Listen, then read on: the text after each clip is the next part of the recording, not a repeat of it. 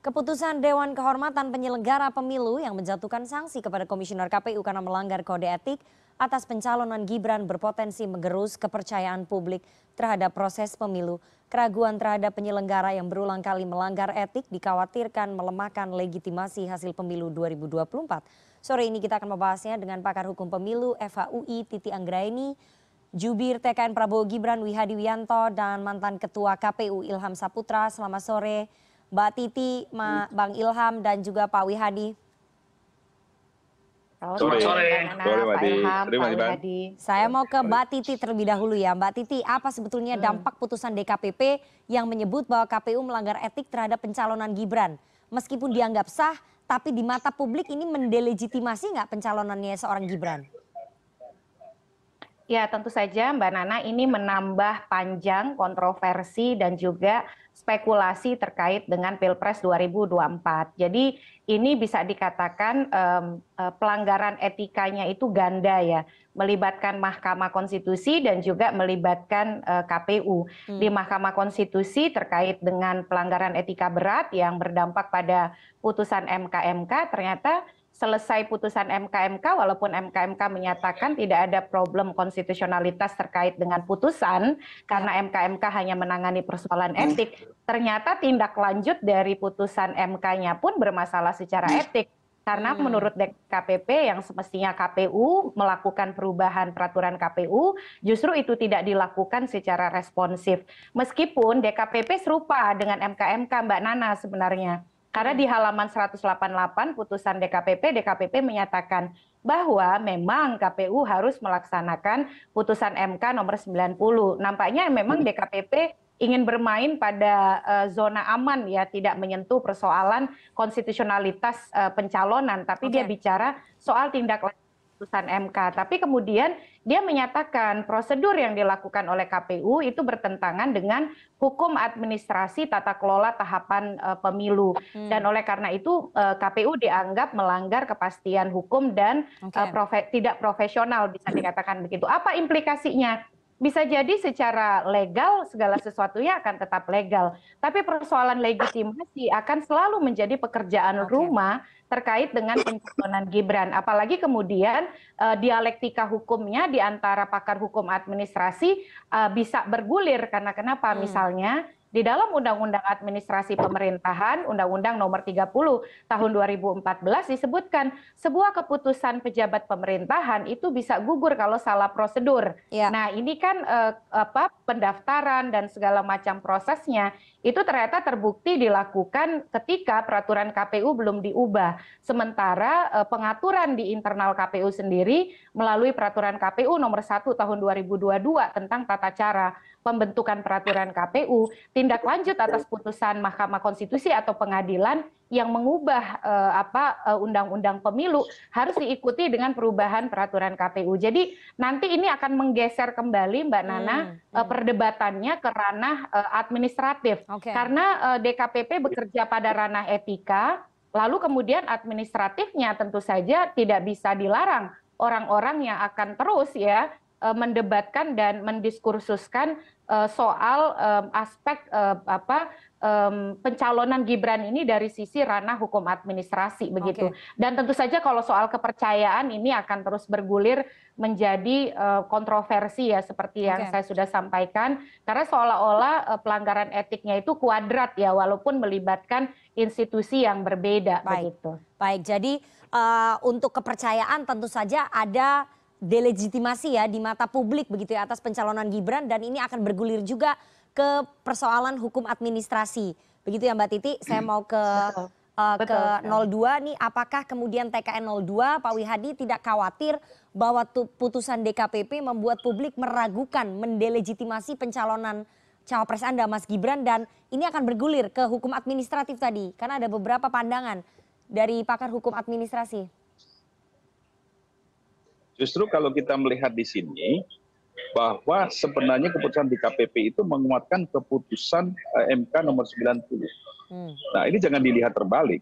Nah, kalau kita bicara mengenai masalah pelanggaran etik yang dilakukan, itu adalah karena KPU tidak melaksanakan keputusan daripada MK. Jadi ini jangan dibalik seakan-akan etiknya adalah di pasangan kami. Kalau pasangan kami sudah jelas bahwa pada saat keputusan MK itu ada dan kemudian bahwa itu adalah perubahan daripada undang-undang itu sudah ada, maka itu sudah sah menurut undang-undang bahwa kita bisa mendaftarkan. Nah ini kan permasalahannya justru permasalahan yang ada di KPU yang dimana mereka lambat membuat peraturan untuk KPU-nya. Nah, ini kan permasalahan etik yang diputuskan oleh DKPP. Nah, kalau kita melihat seperti itu, jangan dibalik terus kemudian seakan-akan bahwa pasangan kami melanggar etik. Etiknya di mana? Karena kita sudah mengikuti keputusan MK nomor 90. Nah, kalau kita bicara mengenai masalah etik di keputusan MK nomor 90, kita bicara mengenai masalah keputusan MK itu keputusan pelanggaran etiknya di mana sampai sekarang juga masih abu-abu, belum jelas juga itu keputusan MK-nya. Yang ada adalah keputusannya adalah bagaimana adanya kebocoran informasi. Kan itu keputusannya MK. Nah, kemudian dikaitkan dengan etik. Pak Wihadi, di satu sisi memang kita tidak ada yang mengatakan bahwa cawapres Anda melanggar etik. Tapi kan dengan adanya sanksi melanggar etik dari komisioner KPU karena pencalonan dari cawapres Anda yang tidak sesuai prosedur, itu kan mendelegitimasi pencalonan cawapres Anda. Saya kira tidak ada istilah mendelegitimasi daripada pasangan calon. Kalau misalnya kemudian itu legitimate, kan nggak mungkin ada yang disanksi secara etik. Ada yang nggak merasa ada yang salah berarti ya? Saya kira itu kan keputusan daripada DKPP kepada administratif daripada KPU. Tapi kan KPU bukan berarti tidak melakukan, tetapi melakukan tapi kan terlambat. Kan itu kata-kata yang sebenarnya bisa dicari bahwa keputusan ini adalah keputusan yang sudah sebenarnya dari awal sudah memberikan legitimasi mengenai pasal keputusan 90. Keputusan DKPP itu justru memberikan kekuatan kepada kita bahwa keputusan 90 itu tidak bisa diganggu-gugat lagi seperti pelanggaran etik. Nah, kalau ini kan pelaksanaan daripada pelaksanaan KPU saja, kan di mana kita melanggar etiknya? Kan tidak ada melanggar etiknya. Dan saya kira kalau melanggar etik KPU, dan kita tidak merasa bahwa kita ini sebagai justru kita sebagai korban. Jadi saya kira tidak ada framingnya yang seakan-akan bahwa kita menjadi pasangan kita dilegitimasi dengan adanya keputusan KPU. Yang kita lihat sekarang ini justru tidak terpengaruh oleh hal-hal seperti itu. Baik, saya mau ke Bang Ilham ya. Bang Ilham sebagai mantan komisioner KPU, sebagai mantan ketua KPU, putusan DKPP ini sebetulnya hanya berdampak pada para komisioner KPU, kepada para penyelenggara. Tapi yang menjadi korban adalah Mas Gibran sebagai cawapres. Pencalonannya di dalam tanda kutip menjadi ternodai begitu ya. Itu memang seperti itu ya Anda melihatnya? Ya, kalau saya dalam perspektif mantan penyelenggara tentu tidak bisa melihat seperti itu ya. Tapi kemudian itu nanti Bu Titi aja yang bisa membahas itu. Tetapi saya melihat begini bahwa ketidakprofesionalan KPU justru malah menimbulkan tafsir-tafsir yang justru akan memperkeruh ke persiapan pemilu atau persiapan tahapan pemilu ke depan. Ya, ini yang berbahaya sekali. Ketidakprofesionalan karena memang ragu dalam membuat keputusan, kemudian juga tidak dipersiapkan segala sesuatunya. Dalam konteks ini adalah PKPU yang yang sudah harus siapkan pada putusan MK. Dulu kami ketika ada putusan MK, kami membuat beberapa rancangan PKPU alternatif agar kemudian ketika putusan MK itu sudah putus, kita bisa segera putuskan. Dan juga ketergantungan KPU terhadap konsultasi dengan DPR ini juga menambah kekisruhan lah ya, yang kemudian menimbulkan ada laporan-laporan masyarakat kepada DKPP bahwa ada pelanggaran etik seperti putusan yang baru saja dibacakan oleh DKPP. Nah, ini tidak mungkin pengalaman kami ketika kami di KPU itu kami bahkan ketika ada putusan-putusan seperti itu kami langsung mengundangkan PKPU-nya tanpa kemudian berkonsultasi lagi kepada DPR. Kami melakukan pemberitahuan kepada DPR bahwa kondisinya sulit dan kemudian kami melakukan mengundangkan dan tidak melalui RTP terlebih dahulu. Baik, Bang Ilham, tapi putusan DKPP ini kemudian berpotensi menggerus kepercayaan publik nggak terhadap penyelenggara pemilu? Ini namanya disanksi etik loh. Pasti, apapun yang diputuskan oleh penyelenggara pemilu, kemudian publik akan mengacu kepada persoalan-persoalan yang sudah diputuskan oleh DKPP. Misalnya saja ketika verifikasi partai politik, kemudian juga persoalan ketua KPU berjalan dengan ketua partai politik yang akan diverifikasi, dan terakhir adalah soal ketidakprofesionalan dalam pendaftaran Prabowo Gibran. Nah, ini tentu kekhawatirannya adalah tadi soal legitimasi pemilu menjadi lemah karena penyelenggara pemilunya juga tidak profesional, karena juga penyelenggara pemilu dianggap tidak mandiri, bisa diintervensi dan lain sebagainya. Tentu ini penting untuk bisa diantisipasi segera oleh penyelenggara pemilu. Baik, baik. Saya nanti akan tanya ya ke Mbak Titi bagaimana putusan DKPP ini menimbulkan keraguan terhadap penyelenggara. Sekali lagi pencalonan Mas Gibran itu sah di satu sisi, tapi ini bukan hanya soal persoalannya pencalonan Mas Gibran, tapi soal legitimasi hasil pemilu secara keseluruhan. Ini nanti yang dikhawatirkan kalau para penyelenggaranya semua melanggar etik. Tapi kita harus jeda terlebih dahulu, jangan kemana-mana, tetap bersama kami di CNN Indonesia Newsroom.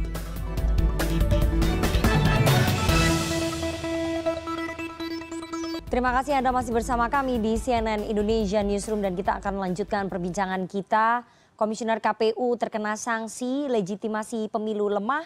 Kita akan langsung ke Mbak Titi lagi ya. Mbak Titi, tadi sebelum break saya udah tanya nih ke Bang Ilham bahwa ada kekhawatiran ketika Komisioner KPU mendapatkan sanksi itu akan menggerus kepercayaan publik begitu ya terhadap penyelenggara pemilu. Sekarang saya tanya, apakah kemudian putusan DKPP ini akan menimbulkan keraguan terhadap penyelenggara yang tidak tertib hukum sehingga legitimasi pemilu nanti akan dipertanyakan terus begitu?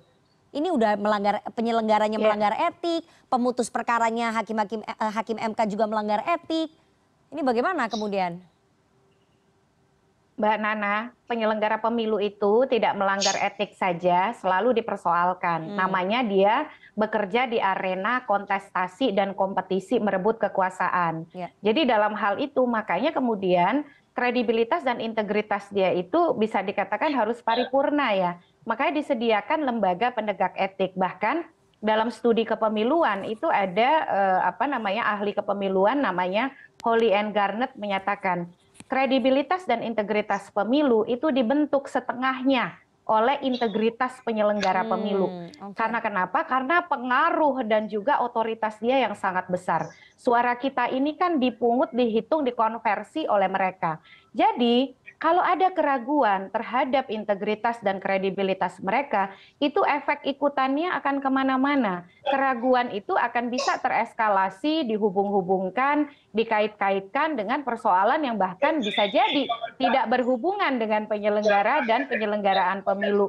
Itu implikasi begitu, karena mereka berada di tengah pusaran utama penyelenggaraan pemilu. Nah dalam hal ini ya, saya kira terkait dengan putusan DKPP ini, tadi kita sudah bicara bahwa dia terus menimbulkan spekulasi dan kontroversi yang tidak pernah berhenti. Seharusnya kalau KPU tidak bisa dikatakan bisa bekerja sesuai dengan koridor, maka persoalan-persoalan ini kan tidak akan muncul. Ini bisa menimbulkan pertanyaan, kenapa sih KPU itu pada waktu ada putusan MK nomor 90 2023 kok buru-burunya itu mengeluarkan surat ke partai-partai politik. Kenapa yang tidak disiapkan lebih dulu itu adalah draft perubahan peraturan KPU nomor 19 2023. Karena dalam tata urutan peraturan perundang-undangan yang ada itu adalah pelaksanaan dari undang-undang dan putusan pengadilan yang mengubah undang-undang pemilu adalah peraturan KPU. Kenapa KPU harus terburu-buru, tergesa-gesa mengeluarkan surat, lalu mengeluarkan keputusan, draft peraturan KPU-nya baru dimintakan konsultasi seminggu setelahnya, dan kemudian harmonisasi dengan Kumham baru dilakukan 27 Oktober, begitu ya. Termasuk juga menerbitkan berita acara penerimaan pendaftaran yang seharusnya pada saat pendaftaran dilakukan, kenapa baru diterbitkan tanggal 27 Oktober begitu, sementara pendaftaran selesai 25 Oktober. Makanya betul loh kata Presiden Joko Widodo ketika hadir di dalam Konsolnas KPU 2 kali, dia selalu bilang hati-hati dengan teknis, karena teknis yang tidak terkelola baik itu bisa jadi politis. Karena urusan teknis ini bukan sekedar jadi tukang, tapi dia jadi tukang bagi perhelatan perebutan kekuasaan, ada suara yang dia kelola. Kalau orang ragu pada integritas dan profesionalitas mereka, maka orang juga akan ragu, apakah benar suara saya dihitung dengan benar? Apakah betul suara saya direkapitulasi dengan benar? Apakah tidak ada keraguan mereka bekerja memastikan betul suara itu tidak akan tercederai dan lain sebagainya. Karena mereka lah yang mengendalikan segala sesuatunya. Makanya dari awal nih kontroversinya terlalu banyak Mbak Nana. Verifikasi parpol nih Pak Wihadi ya termasuk juga ada yang lebih parah sebenarnya. kalau Mbak Nana ingat ada putusan Mahkamah Agung nomor 24 Ya, tahun tentang 2023 keterwakilan soal perempuan. keterwakilan perempuan Ya. yang membatalkan peraturan KPU nomor 10 2023. Sampai detik ini tidak ada tindak lanjutnya berupa peraturan KPU. Jadi kalau nanti Pak Ilham melaporkan lagi KPU ke DKPP, menurut saya sih derajat pelanggaran etikanya bahkan berlipat-lipat. Dan apakah akan pelanggaran keras terakhir lagi? Ini agak lucu juga karena pelanggaran peringatan keras terakhirnya beranak pinak ya, berepisode gitu, beredisi-edisi. Yang namanya terakhir kan seharusnya terakhir begitu ya. Nah itu juga menjadi catatan dari putusan DKPP ini yang seolah-olah ya tetap mengandung menurut saya bias, karena peringatan keras terakhir berkali-kali seolah-olah kan tidak ada efek jera juga terhadap sanksi-sanksi yang terdahulu begitu. Baik. Saya mau ke Bang Ilham ya. Bang Ilham, ini kan berarti ketika para penyelenggara melanggar etik, bagaimana kemudian bisa meyakinkan publik dengan adanya putusan DKPP ini agar publik percaya bahwa KPU mampu menyelenggarakan pemilu dengan jurdil, padahal komisionernya melanggar etik berkali-kali? Jangan melakukan kesalahan lagi. Artinya dimulai dengan pekerjaan-pekerjaan yang bisa bekerja secara profesional. Walaupun itu berat juga karena memang sekali lagi runtutan dari beberapa kali pelanggaran ini juga sudah cukup membuat publik tidak percaya lagi atau mungkin tingkat kepercayaan jadi lebih menurun. Nah itu pertama. Kedua adalah perbaiki kinerja di internal. Nah ini sebetulnya dengan 3 kali ketua atau 2 kali ketua peringatan keras, di anggota KPU ini bisa melakukan pleno misalnya saja mempertanyakan kinerja ketua, kenapa kemudian bisa mendapatkan peringatan keras seperti ini atau terakhir kali dan sebagainya. Ya. Nah itu bisa saja dilakukan pergantian ketua oleh pleno anggota KPU karena KPU adalah kolektif kolegial, berbeda dengan beberapa institusi-institusi lain yang ada di negara kita. KPU ini diatur dalam Undang-Undang 7 tahun 2017 bahwa dia kolektif kolegial, pemilihan ketuanya dipilih oleh anggota. Nah, apakah kemudian itu ada sense seperti itu misalnya saja di anggota KPU sekarang? Kalau kami dulu ada persoalan tertentu saja kalau ketua melakukan kesalahan sedikit saja akan dipertanyakan di pleno misalnya saja. Ya, nah ini tentu perlu dilihat apakah betul kinerja mereka ini betul-betul kolektif kolegial atau kemudian pengaruh ketua sangat kuat sehingga ketua terus yang kemudian dilaporkan dan terkena sanksi dari DKPP. Baik. Selain soal legitimasi hasil pemilu secara keseluruhan, saya ingin tanya juga Pak Wihadi, bagaimana kemudian jika paslon 2 ya menang di Pilpres kemudian ada kekhawatiran soal hasilnya. Jadi publik ini mempertanyakan legitimasi kemenangannya ini loh, karena penyelenggaranya melanggar etik. Saya kira penyelenggara itu kalau KPU kita lihat dari tahun ke tahun, dari periode ke periode. KPU tidak pernah lepas dari DKPP. Keputusan-keputusan DKPP selalu ada terhadap masalah kinerja daripada KPU. Jadi saya melihat di sini bahwa apa yang terjadi saat ini adalah merupakan suatu koreksi kepada KPU dalam melaksanakan kinerjanya. Dan saya kira apa yang dikatakan oleh Pak Ilham, apa yang dikatakan oleh Mbak Titi, itu semuanya adalah bagaimana mengkoreksi KPU untuk bekerja lebih profesional. Jadi saya kira permasalahan-permasalahan ini tidak bisa kita kait-kaitkan dengan hasil pemilu nantinya. Hasil pemilu tentunya adalah hasil pemilu yang kita tahu bahwa hasil pemilu itu adalah mengikat dan itu tidak bisa kita mengatakan dan kita menentang mengenai masalah hasil pemilu. Walaupun kita tahu bahwa ada hasil pemilu, ada salurannya pada saat kalau kita tidak puas dengan hasil pemilu dengan KPU, kita bisa menuju ke MK. Jadi saya kira ini sesuatu mekanisme yang sudah berjalan. Dan saya kira apa yang terjadi hari ini tidak bisa kita kait-kaitkan seakan-akan bahwa etika itu ada, pelanggaran etika itu ada di pasangan Pak Prabowo dan Mas Gibran. Tidak ada seperti itu. Jadi ini yang mesti harus di framingnya ini harus dihilangkan, jangan seakan-akan yang melanggar etika itu kita terus ada kita dalam melanggar etika. Oke, ini bukan masalah framing nih Pak Wihadi. Sudah melaksanakan apa yang ini. Oke, karena penyelenggaranya melanggar etik begitu ya, sehingga kan masyarakat tidak yakin ini wasitnya aja melanggar etik, bagaimana kemudian permainan bisa berlangsung secara jurdil. Kemudian kalau paslon Anda menang kan pasti publik akan bertanya, ini wasitnya benar apa enggak? Karena sudah pernah melanggar etik, itu kan legitimasi kemenangan Anda nanti dipertanyakan oleh publik. Ya tapi kalau yang lainnya menang kan juga akan bertanyakan juga dong kalau Oh begitu. Tidak pasti, hanya dengan ini kita bukan saja, hanya kenapa masalah ini? paslon Anda. Ya justru itu. Nah, Masalahnya kan artinya yang kita disanksi perlu ini yang karena pendaftaran namanya, paslon Anda. betul. Apa artinya permasalahannya disanksi karena memang kita yang terakhir membayar. Kita ada keputusan MK-nya 90 itu. Ya itu yang diperkelas lagi kan gitu. Jadi saya kira ini permasalahannya tidak bisa kita katakan seakan-akan ya, kita kan mereka harus merubahnya. Ya kan merubah karena ada keputusan MK. Ya kenapa mesti harus disalahkan kepada kita, seakan-akan kita yang korban, kan nggak begitu juga.